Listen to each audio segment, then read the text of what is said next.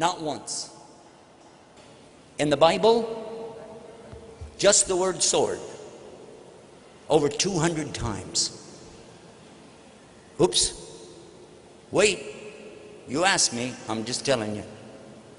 So when I take my Bible to the preacher and I said, excuse me, it says here that Jesus said, I did not come with peace. I came with a sword. And it's time to sell your coat and buy a sword. What did that mean? You know what he said? Listen to this. You'll never believe how people can lie. He said, don't you know this was done in Italy where they transcribed this stuff, the Latin, you know, it was in Italy. Rome is in Italy, don't you know that? I said, yeah. He said, and they would work by candlelight at night and it was hard to see. Yeah. And while they were trying to translate, you know, put this down in the Latin language, you know what happened? They were eating spaghetti. Italians, they like spaghetti. And spaghetti fell down and it made an S. It was word. It wasn't sword. It was word. He said, I came with a word. Now, you know what's wrong with that? The word for word in Koine Greek is logos. Now, how did they turn logos into sword?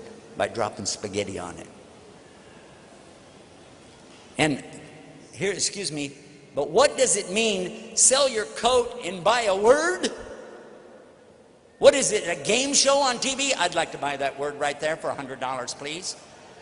What is this? And the more I talked to them, the more I could see lie after lie after lie. And finally I said, you know what? I don't need to be in a religion full of liars. But it didn't convince me about Islam yet. Where I got convinced about Islam is over a separate subject. And then the Quran and the Bible backed it up. Right there, buddy, in the heart.